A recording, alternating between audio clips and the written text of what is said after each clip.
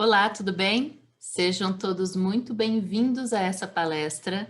Aqui hoje o tema vai ser sobre cultura organizacional para o terceiro Congresso SGSA de Segurança dos Alimentos, né? O tema esse ano, 2021, é sobre a cultura da segurança de alimentos e eu vim falar mais especificamente sobre cultura organizacional, que é algo que impacta o nosso dia a dia nas organizações. De antemão, já quero te pedir desculpas, eu estou tentando gravar essa palestra aqui num horário mais tranquilo, mas tem vizinho fazendo barulho, tem cachorro latindo na rua, vai ter uma moto ou alguma coisa que vai passar aí buzinando, fazendo um barulho um pouco maior, mas se concentrem aqui em mim, que está todo mundo no mesmo barco nessa pandemia, tentando fazer o melhor que pode, não é mesmo? Então, vamos lá. Então, já deixo aqui as minhas desculpas. Bom, eu vou compartilhar a minha telinha com vocês, a minha apresentação. Como eu disse, o tema é sobre cultura organizacional. O tema da minha palestra é mitos, crenças e verdades. Vocês estão vendo aqui nessa tela principal, aqui nessa abertura, tem uma espécie de um fluido, né? E é bem como eu acredito que a cultura funciona, né? A cultura não é algo estático, é algo orgânico, harmônico, fluido, como essa imagem. Me apresentando um pouco melhor, eu sou Luciana Grande, sou Head de Pessoas e Cultura do ISAI, Escola de Negócios. Eu estou em Curitiba, então nossa atuação mais forte é aqui na região sul. Trabalho com cultura organizacional há uns 10 anos. Minha carreira profissional já tem mais de 20 anos. Eu vim da área de marketing e fiz essa migração, essa transição para a área de recursos humanos, onde eu tive contato, né, com o tema cultura e cultura organizacional, onde eu me apaixonei e é onde eu pretendo trabalhar por muito tempo. Para iniciar aqui o nosso bate-papo, a nossa conversa, eu trouxe essa imagem que mostra uma revoada, né, de passarinhos, dos estorninhos, que são aves, né, típicas da nossa região sul e também da Argentina e do Uruguai.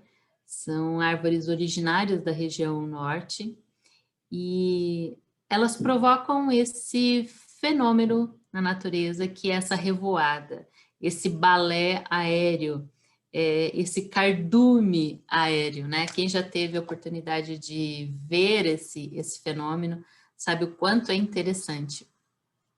Eu vou aqui compartilhar com vocês um vídeo que mostra justamente esse movimento.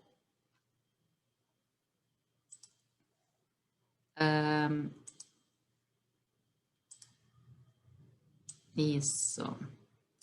Então, como vocês podem notar, essas aves, elas se organizam de uma maneira tal que é impressionante. Principalmente porque não há um líder efetivo que está orientando essa massa, olha, vamos para cá, vamos para lá, e elas vão dançando, vão fazendo formas, se agrupando, se desagrupando de uma forma muito harmônica, muito coesa. É extremamente interessante esse movimento. A biomimética, que é uma ciência relativamente nova, tem estudado esse fenômeno, ou, aliás, os fenômenos da natureza, como a natureza se adapta, como a natureza se recicla, como a natureza se transforma, como a natureza se evolui, a natureza sempre sendo sábia e trazendo esses aprendizados para a nossa vida cotidiana, né? Esse movimento aqui é chamado de Goldstone, e intriga os cientistas até hoje. Não se tem uma explicação exata sobre como isso acontece, né? Olha só que bacana esse movimento. Não tem uma explicação exata, simplesmente acontece. Muitos dizem que esse é o chamado cérebro distribuído. São vários cérebros conectados e nessa dança, né? Aqui a gente também pode usar o conceito de inteligência coletiva e a tecnologia tem utilizado muito esse conceito da biomimética, dessa sabedoria da natureza para desenvolver a inteligência artificial. Agora voltando aqui. Mas por que eu trouxe, então, esse movimento dos estorninhos, né, dos starlings, né, como dizem fora do país? Porque eu acredito que é assim que uma cultura funciona. Eu acredito que é uma metáfora muito interessante para tentar entender um pouco mais qual é a dinâmica, qual é a sistemática, qual é a lógica, se houver, de uma cultura. É um agrupamento de indivíduos que cada um sabe o seu lugar, cada um sabe o que precisa ser feito e eles simplesmente dão um show, sem exatamente uma liderança específica. Tem ali qual é como eles se comunicam, como eles se organizam, o que acontece nesse agrupamento é que é um grande mistério, mas eu acredito que também é reflexo, nós todos estamos integrados na natureza, de como as nossas organizações funcionam, como os nossos grupos funcionam, principalmente quando fatos, né, quando alguns acontecimentos surgem e a gente não sabe exatamente por quê, como aquilo aconteceu ou por que aquilo aconteceu, a gente só sabe que aconteceu. É irracional, porque está no nosso inconsciente, principalmente inconsciente coletivo. E também pela fluidez, pela forma, pela modelagem, pelo aspecto orgânico da coisa. É assim que eu acredito que uma cultura funciona. Bom, um antropólogo muito famoso, o Edward Taylor, diz o seguinte sobre cultura. Cultura de uma forma geral, tá? É todo aquele complexo que inclui o conhecimento, as crenças, a arte, a moral, a lei, os costumes e todos os outros hábitos e capacidades adquiridos pelo homem como um membro da sociedade. Então, em resumo, cultura é o resultado da interação entre dois ou mais indivíduos. Essa interação vai resultar em língua, religião, hierarquia, relacionamentos, as crenças, as histórias, os valores, as atitudes, conceitos de universo, conhecimento em geral. Tudo parte dessa interação entre dois indivíduos ou mais e também a interação deles com o seu meio ambiente. Então, isto é cultura de uma forma geral. E a cultura organizacional? Eu trago aqui um conceito de Edgar Schein, que é o grande estudioso sobre cultura organizacional. Para quem quiser se aprofundar mais no assunto sobre cultura, eu recomendo muito. Tem um livro dele chamado Cultura Organizacional e Liderança, que foi uma das bases aqui do meu trabalho, e é do meu trabalho sempre, que diz: nas organizações podemos dizer que a cultura é um fenômeno dinâmico, que está em que está sendo constantemente desempenhada e criada por nossas interações com os outros. É o movimento dos estorninhos, né? Aquele balé maravilhoso. É moldada por comportamentos de liderança, conjunto de estruturas, rotinas, regras e normas que orientam ou restringem o comportamento das pessoas. A cultura organizacional é um fenômeno, digamos assim, mais controlado, né? Através da liderança, através das regras, das normas, nós conseguimos moldar, nós conseguimos controlar com mais facilidade os indivíduos que estão inseridos naquele grupo. Bom, aqui eu trouxe alguns conceitos, aí já falando de mitos, verdades, né, crenças sobre cultura de uma forma geral, e principalmente cultura organizacional, trouxe aqui alguns conceitos para a gente explanar.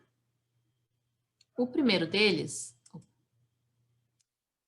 fala sobre a abstração da cultura. Cultura é algo abstrato. A gente não consegue ver, a gente não consegue tocar, a gente não consegue tatear. É algo transversal, né? Que está no ar. Cultura é muito complexa, não dá para falar de cultura de forma superficial. Para se falar de cultura, tem que se estudar muito e se aprofundar em tudo que isso demanda, exige. Cultura fala assim de questões ocultas, é aquilo que a gente não vê, o movimento dos estorninhos, qual é a ordem, qual é a dinâmica. Eu não consigo entender, está oculto, mas existe. Existe e impacta o meu dia a dia. E aprofunda. Como eu disse, cultura não dá para falar cultura de uma forma superficial. Cultura é um escavar, é um trabalho mesmo de antropólogo, né? É de escavar, é de cutucar, é de fuçar, é essa vontade, esse desejo de entender o que está por trás da dinâmica ali visível, da rotina, do dia a dia, principalmente entender por que as coisas funcionam desta e não daquela forma. Cultura também fala muito sobre identidade, sobre comunidade, sobre pertencimento. É o desejo de pertencer a uma tribo, é o desejo, por exemplo, de usar uma roupa de uma determinada marca para pertencer àquela tribo. Porque é como eu me identifico. E na cultura organizacional é a mesma coisa, né? Eu preciso estar conectado com aquela identidade, com aquele senso de comunidade e me sentir parte daquilo. Então, a cultura dita muito essa dinâmica. Cultura tem muito a ver com crenças, que é aquelas histórias que estão no nosso imaginário, a gente não sabe o porquê, de onde aquilo veio, para onde aquilo vai, mas elas são contadas e recontadas constantemente. E a gente acredita que aquilo é uma verdade. Às vezes é mesmo, às vezes é mais lenda. Mitos, né? Imaginário coletivo, mais uma vez, o movimento dos estorninhos. O que está nessa consciência coletiva, nessa inteligência coletiva, que não é possível ver, mas está ali a todo momento ditando as regras do jogo de uma forma inconsciente. A narrativa, qual é a história que a minha cultura conta? Né?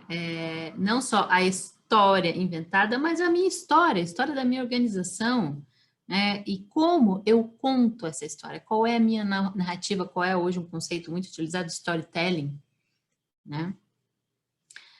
Bom, cultura está intrinsecamente relacionado à liderança, tá? E como a liderança exerce o seu papel. É como se tivéssemos um palco e os líderes, os gestores, o board, enfim, estão no palco e os colaboradores estão assistindo o desempenho, a performance, a narrativa, a atuação dos seus líderes. E isso 24 horas por dia, 7 dias na semana. Então, uma cultura fala muito sobre o comportamento da sua liderança e como isso é acatado ou não pelos seus colaboradores através do exemplo que se é praticado. Não existe cultura certa ou cultura errada, tá bom, gente? Não existe cultura mais forte, mais fraca, não existe cultura mais eficaz ou menos eficaz. Cultura é cultura. Cultura é o somatório da interação, é o resultado da interação dos indivíduos que estão nela.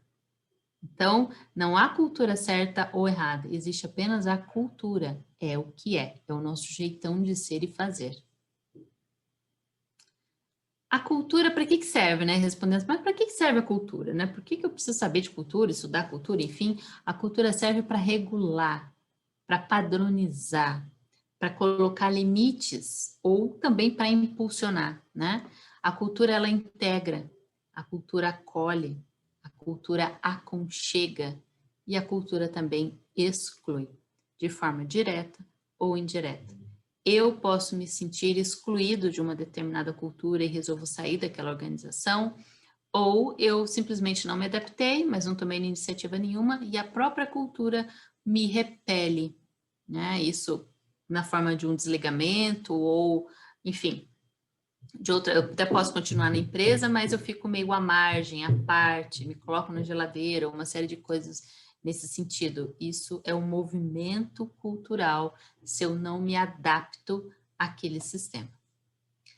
Cultura não é clima organizacional, tá, gente? São coisas completamente diferentes. Clima organizacional é uma fotografia que eu tiro daquele momento em que uma pesquisa é acionada, é enviada, enfim, para mensurar, é como se fosse um termômetro, para mensurar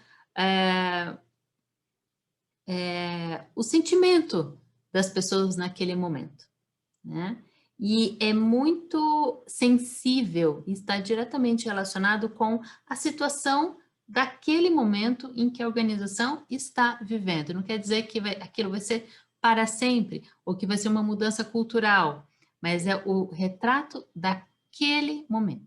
Hoje é muito utilizada a pesquisa de Sense, é uma pesquisa muito rápida que os RHs enviam para os colaboradores para medir, por exemplo, o clima daquele dia, daquele momento ou daquela semana. E assim já tomar algumas decisões ou algumas, enfim, atitudes para tratar de algo pontual, tá? E cultura é resultado e não causa, tá bom? Eu escuto, é muito frequente eu escutar algo nesse sentido. Ah, mas isso é culpa da cultura. Ah, isso não acontece porque a cultura aqui não permite. Gente, a cultura é orgânica, é modelada, tá? Né? O seu balé o tempo inteiro e é resultado das interações dos indivíduos e do ambiente.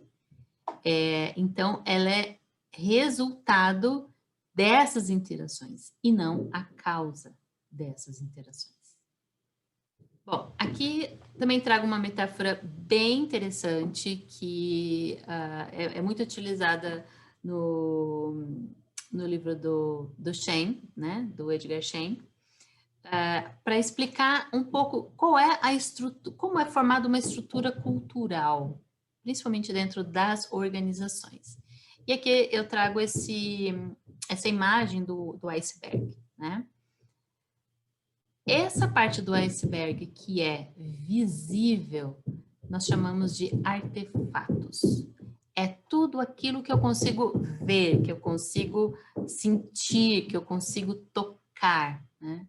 Então, isso vai desde as instalações físicas de uma empresa, de uma organização, a cor das paredes, por exemplo, até o formato das reuniões, a vestimenta dos funcionários, a recepção, como é o atendimento na recepção da empresa, como a empresa se relaciona com seus stakeholders, a marca da empresa, a logo, a comunicação.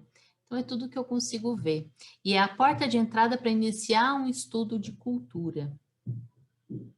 Um pouco mais abaixo da linha da água, nós temos as normas e valores. Normas são as políticas, as regras, os procedimentos, que podem ser explícitos ou implícitos. Podem estar lá registrado num book, numa ata, colocado num quadro, visível lá para todo mundo, ou não.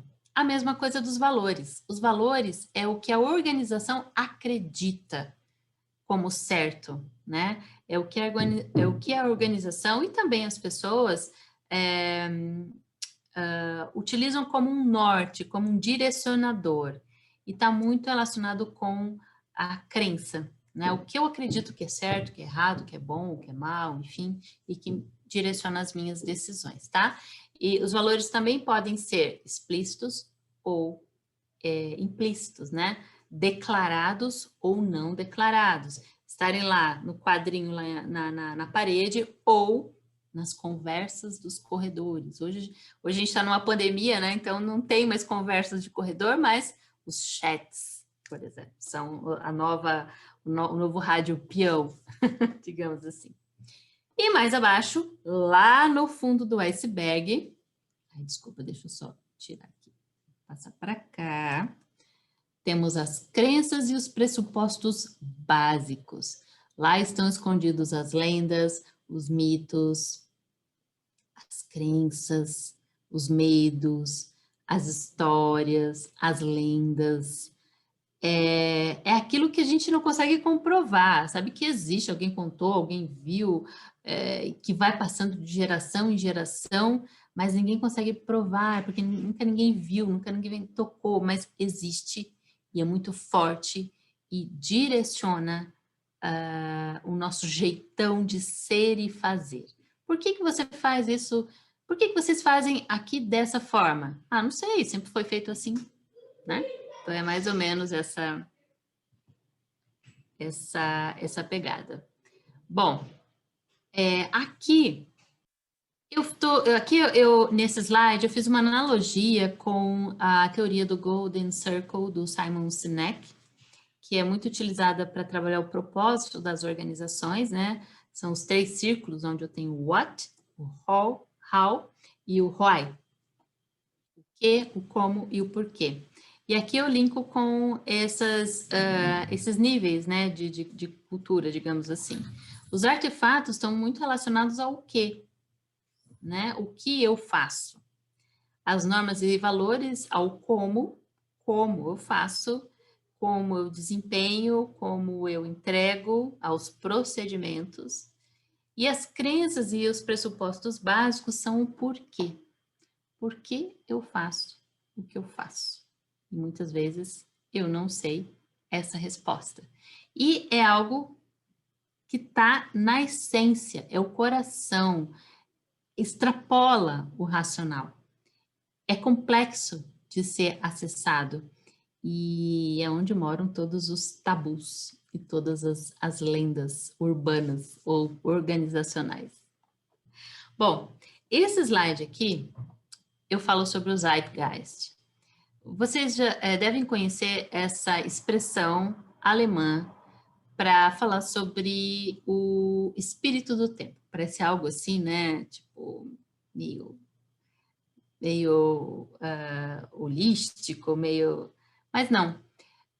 O espírito do tempo fala muito sobre como os seres humanos se relacionam, como eles interagem, como eles se organizam numa determinada época da vida, né? Enfim, em uma determinada época, uma determinada era, né? Então, fala muito sobre os comportamentos e é um estudo também que tenta investigar de onde vêm esses comportamentos, de onde eles surgiram, qual é o impacto, para onde eles vão, e entender um pouco mais sobre o que as pessoas estão querendo, estão buscando naquele momento.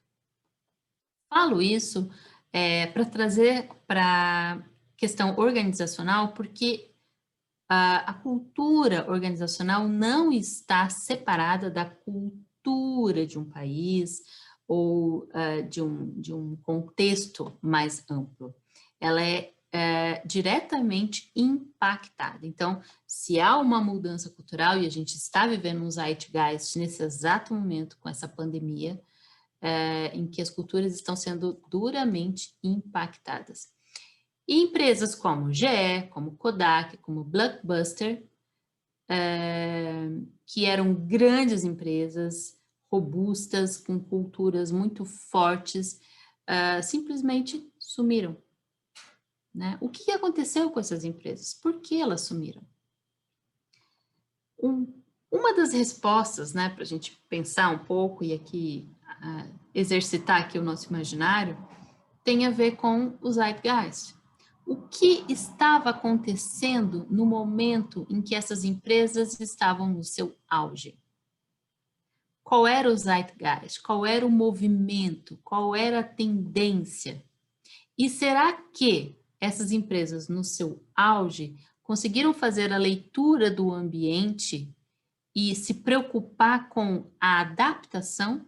Ou elas simplesmente acreditaram tanto na fortaleza de suas culturas e nunca puderam imaginar que elas poderiam sucumbir? Então, há uma informação muito importante aqui, que cultura forte não é cultura inflexível. E quanto mais eu tenho uma cultura rígida, e se ela é bem sucedida naquele momento, não quer dizer que será para todo o sempre. Cultura, por isso que eu mostrei lá os estorninhos, é aquela coisa do movimento, da flexibilidade, do balé, da dança, do giro, do ciclo. E as empresas por isso que hoje a biomimética, tem se falado muito de biomimética, e as empresas de ponta, principalmente de tecnologia, têm trazido o conceito da biomimética para o seu dia a dia, que é como a natureza pode nos ensinar a nos adaptar. E essas empresas, são só alguns exemplos, né? Tem tantas outras, elas não conseguiram se adaptar. Uma palavra que pode até ser forte para eu falar, mas é verdade, é que talvez faltou humildade para olhar para o seu entorno, não só para si, mas para o seu entorno, e decodificar quais eram esses movimentos e como a minha empresa, com os seus recursos, poderia se adaptar. A adaptação é uma palavra-chave para se falar de cultura. E aqui eu trouxe um mapa de transição da Voicers, que é uma agência que estuda tendências, futuro, que fala justamente disso. Estamos vivendo numa época de transição de economias, transição de cultura, transição de vida, transição de uma série de coisas, que está sendo, obviamente, acelerada pela pandemia do coronavírus, mas que não começou ontem nem no ano passado, que isso já vem há algum tempo. E empresas que não ainda perceberam isso, ou que não acordaram, não despertaram para esse movimento, serão as novas Kodak, GE, Blockbuster de outrora.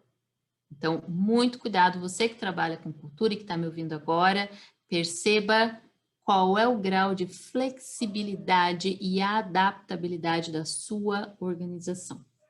Empresas que pertencem à hard economy, que é a cultura industrial, né, que vem aí desde de revolução industrial, são organizações geralmente mais lentas, são mais caras, são pesadas, tem uma estrutura física muito grande. Olha só o que aconteceu nessa pandemia, né? Muitas organizações deixaram os seus escritórios, romperam em contratos de locação, porque as pessoas estão em casa.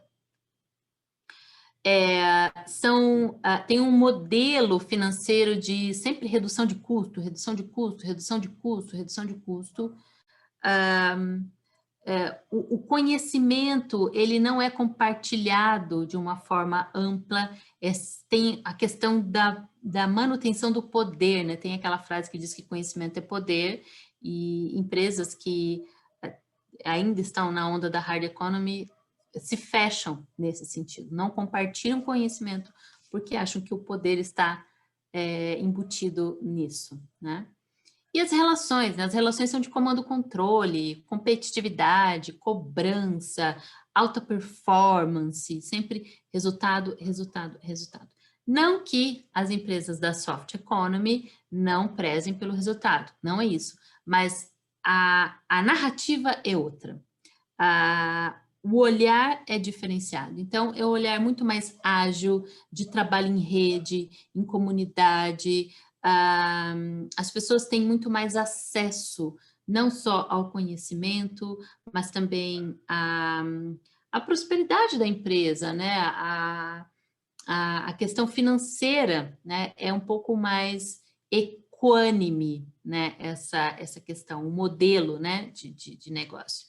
São empresas que facilitam o poder, trabalham muito com a expansão e com a exponencialidade, né, o pensamento exponencial, a estratégia exponencial, exponencial que eu digo que eu não estou atuando somente no meu local, eu tenho hoje o mundo inteiro para eu vender, para eu entregar qualquer tipo de produto, né? Isso facilitado muito pela internet. Então, o pensamento é exponencial, né? E as relações, né? Colaboração, gente. Colaboração.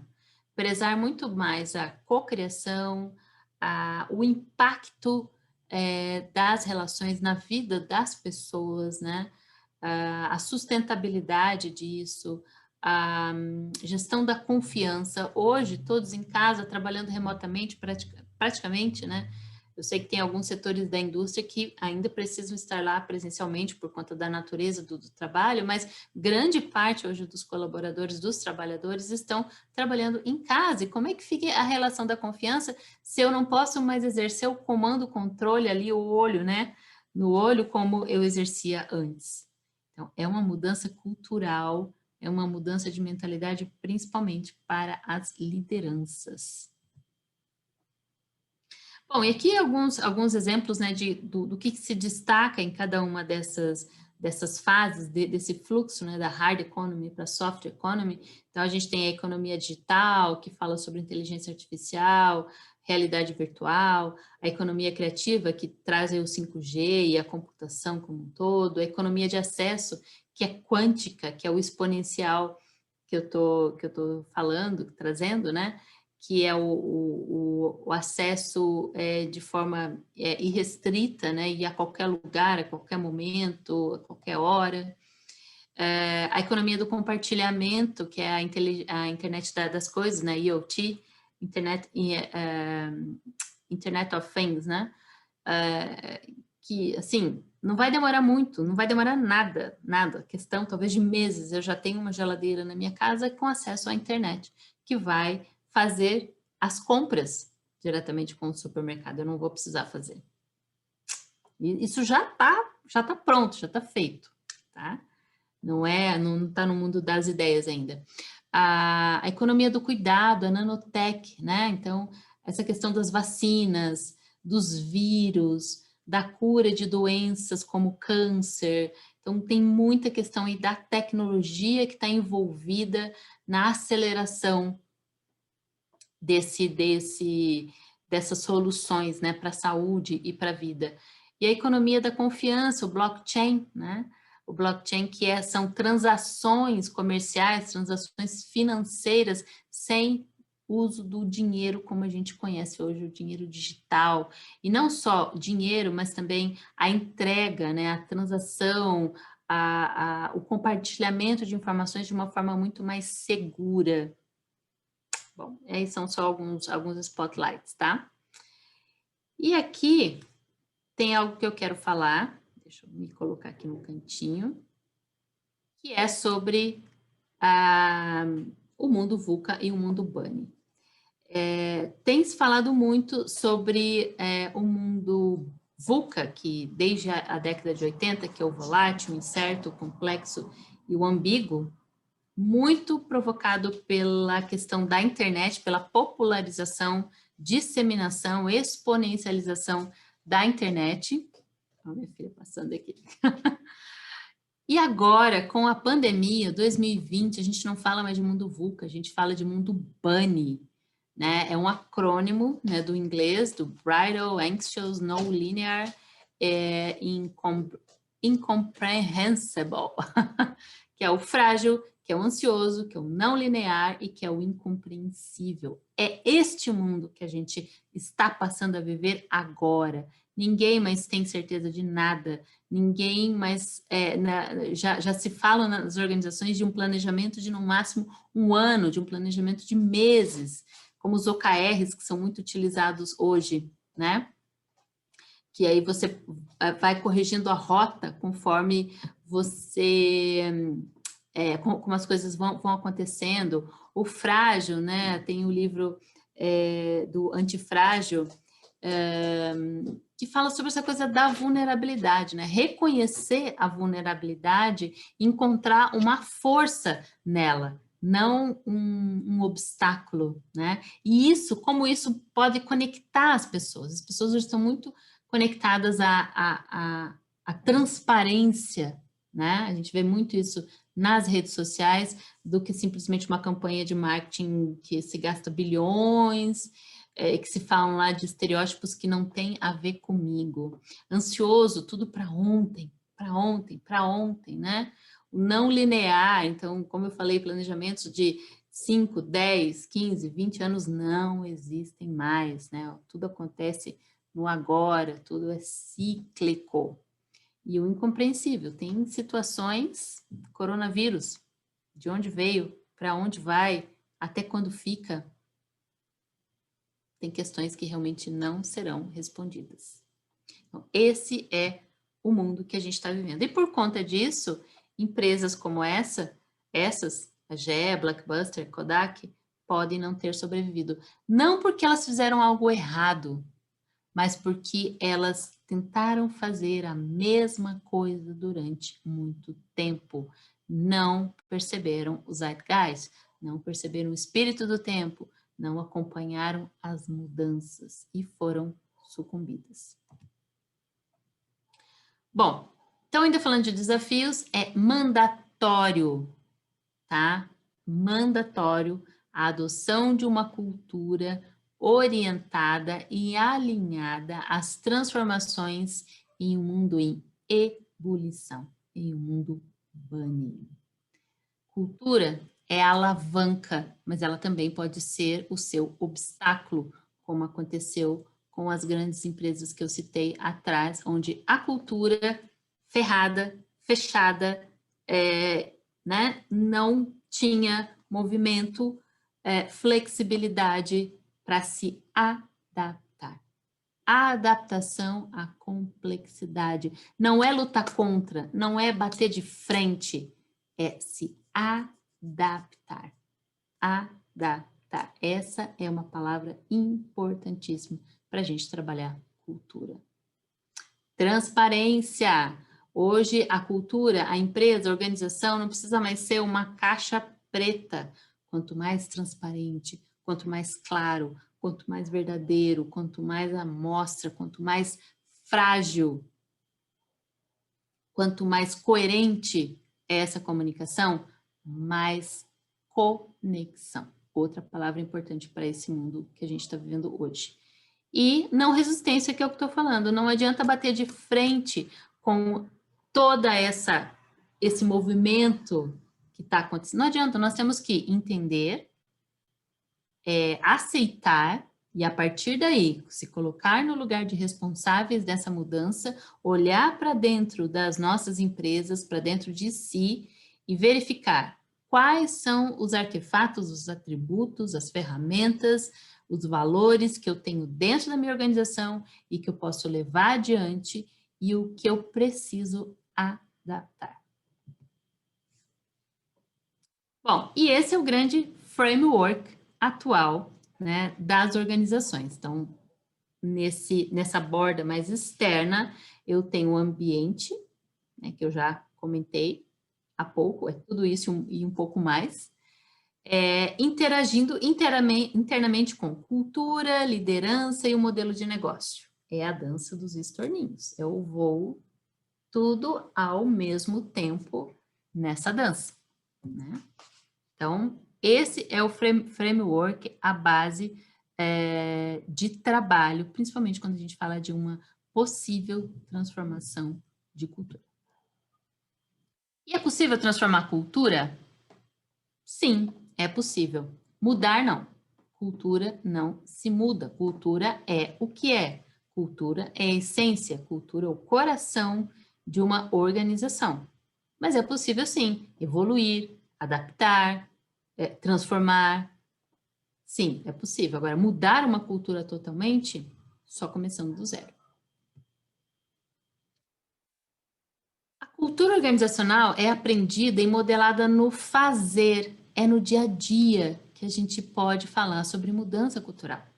É ali, na rotina, é ali no dia a dia das pessoas, né?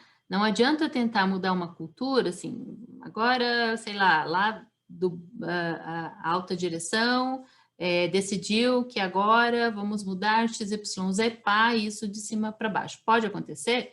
Pode, mas as pessoas precisam visualizar isso no seu dia a dia. Então, é mais inteligente iniciar um processo de mudança cultural ali nos detalhes, tá? E subindo para a estratégia. Quais são as 4 perspectivas para essa mudança? A primeira, trabalhar com a cultura existente de acordo com como ela é. Primeiro, a gente tem que identificar, estudar, reconhecer e principalmente honrar a cultura existente. Honrar, gente, essa palavra é bem importante. Honrar a cultura existente antes de mexer com ela, tá?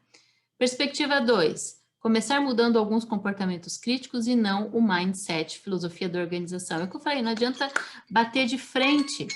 Não adianta bater de frente. Vamos comendo pelas beiradas, né? Então, a gente muda ali um processo, um procedimento, um formato, e aí a gente vai ampliando isso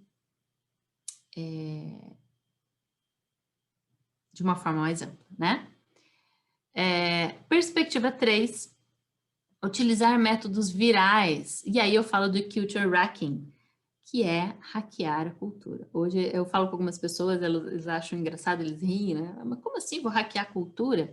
Gente, é a mesma filosofia de um sistema de computador. Como que os vírus entram nos sistemas de um computador?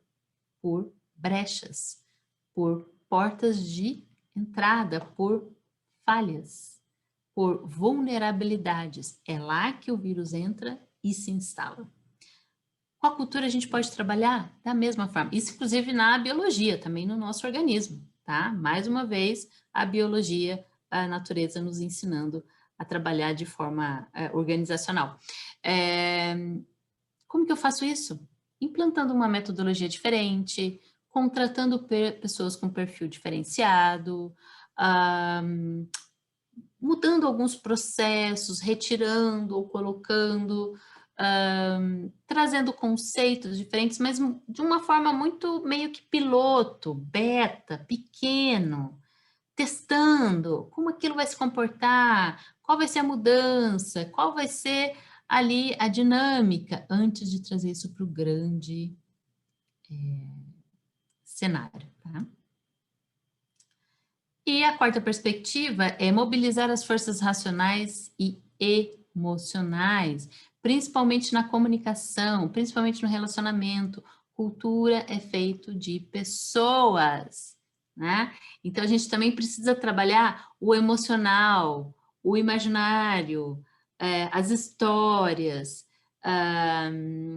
os valores, o que não é tangível. Então, não adianta só eu trazer números, dados e fatos, eu também preciso contar uma história que estimule as pessoas, né? Que estimule e que acione o tal do engajamento daquela estratégia. Quais os elementos de uma mudança cultural? Primeiro, tempo. Mudança cultural, sim, leva tempo. Não tem como. Não dá para fazer uma mudança cultural de forma superficial. Se eu estou falando de trabalhar com detalhes, veja o tempo que isso vai levar, né? Mas se a sua organização realmente estiver empenhada numa mudança cultural de fato para sobreviver à nova realidade mundial, vai precisar colocar essa questão do tempo na sua linha de trabalho, tá? Mudança de cultura leva tempo. Liderança, já falei anteriormente, vou falar um pouco mais para frente. Liderança primordial. Sem o patrocínio da liderança, não se muda nada. Absolutamente. Só se gasta tempo e dinheiro. Só. E a paciência das pessoas. E acaba virando depois, entra para o hall lá das lendas, dos mitos, lá o que está lá embaixo do iceberg. Recompensa e reconhecimento. As pessoas precisam entender qual é a troca. É o jogo do ganha-ganha, né? O que eu vou ganhar participando dessa mudança cultural, principalmente porque eu vou estar mexendo em status quo, eu vou estar mexendo em um vespeiro, eu vou estar mexendo em zona de conforto. E aí as pessoas precisam entender qual é a recompensa e o reconhecimento que eu vou ter me engajando em algo que, a princípio, vai me tirar da minha zona de conforto. Processos, práticas e os rituais, né? Quais serão os novos processos? Revisão das práticas, estabelecimento de rituais novos ou trazer rituais antigos, enfim, mas que façam sentido para essa mudança, pessoas no lugar certo, as pessoas que já estão dentro da organização e as pessoas que virão, avaliação de desempenho, reconhecimento, plano de carreira, enfim, tantas outras formas de se colocar pessoas certas no lugar certo, tá? Comunicação clara, coesa, transparente, sempre nesse binômio do racional e do emocional. Qual é a narrativa? Qual é a história que eu vou contar para essa transição toda? Ambiente que estimule o aprendizado, né? Então, é aquele ambiente em que eu tolero, não faço apologia, tolero o erro como forma de aprendizado, o erro como subsídio para a inovação. Cadência e consistência, isso tem a ver com liderança, tem a ver com a comunicação, tem a ver com a pessoas no lugar, tem a ver com todos esses outros itens, mas principalmente mudar cultura é complexo, leva tempo, mexe com questões muito profundas, mexe com zona de conforto, como eu disse, é um vespeiro.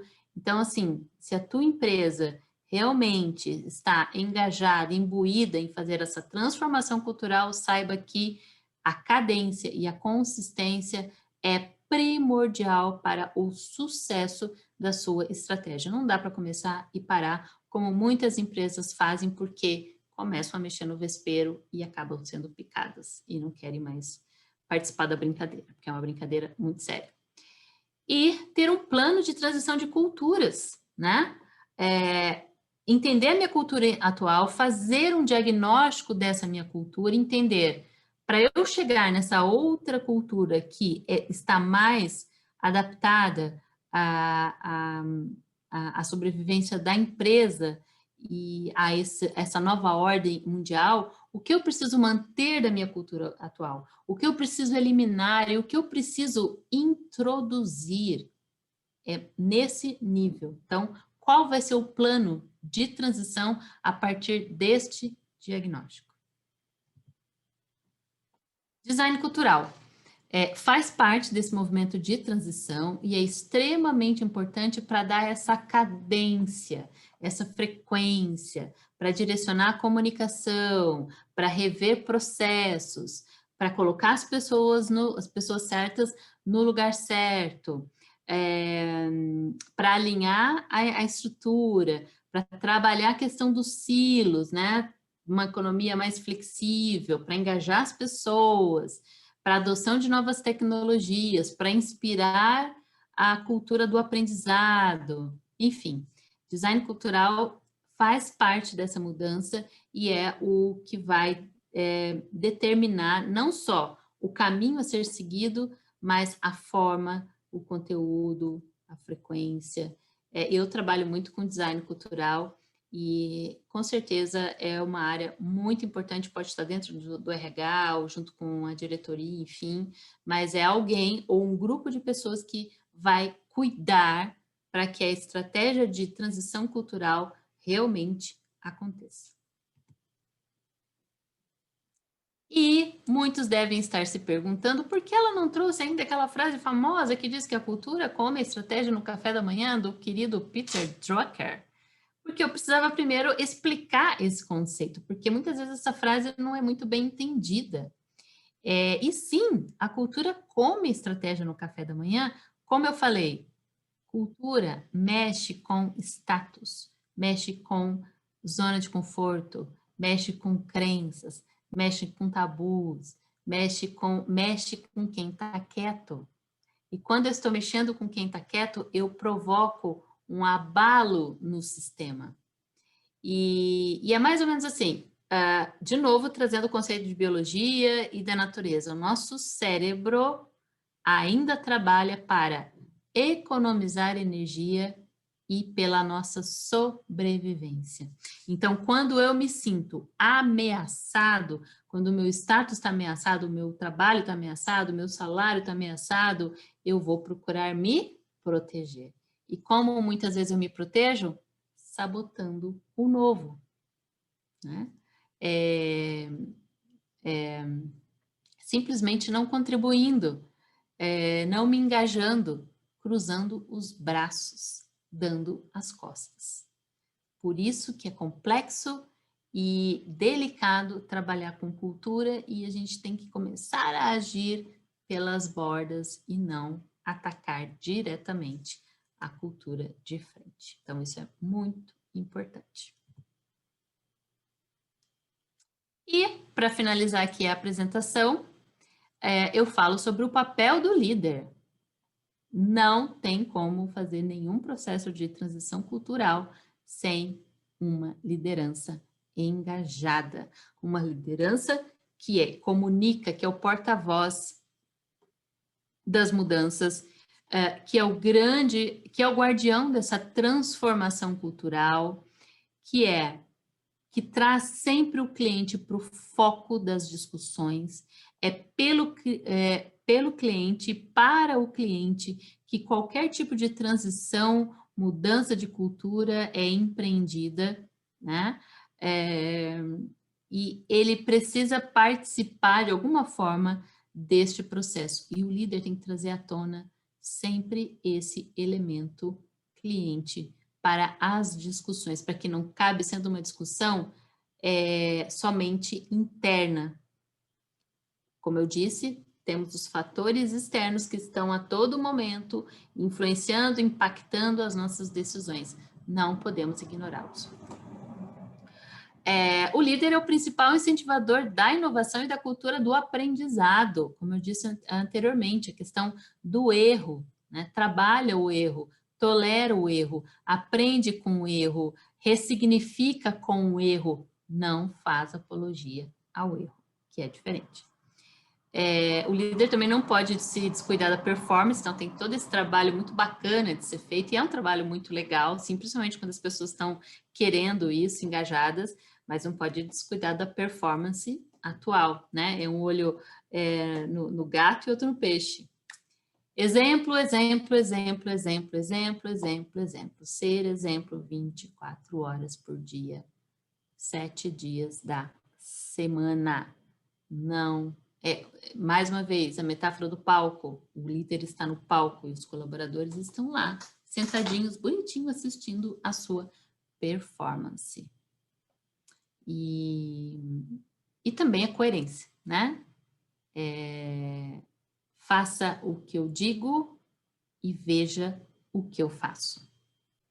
E liderar mais e gerenciar menos. Liderança é estímulo, liderança é vibração, liderança é apontar o norte, liderança é estar sempre trazendo propósito, liderança é estimular as pessoas, é realmente servir de exemplo, não é microgerência.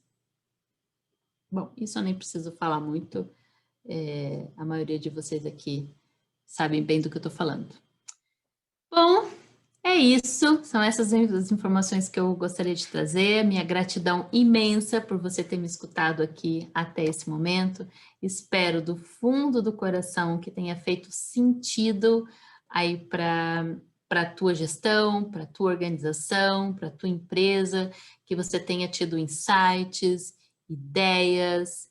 Eu estou à disposição caso queira compartilhar, caso queira trocar algum tipo de informação.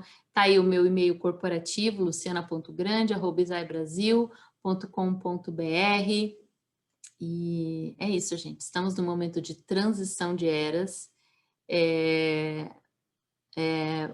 Muitas empresas dessa nova transição têm sido chamadas de empresas da nova era, mas não por serem empresas mágicas, digamos assim, porque são empresas muito mais conectadas com o seu propósito, com a sua essência, com as pessoas, com o seu ambiente, que compartilham, que colaboram e que crescem, mas que também levam toda uma sociedade para crescer junta com elas também. E é isso que eu desejo para vocês, muita prosperidade e abundância na gestão, na estratégia de vocês. Um grande abraço e até a próxima. Gratidão.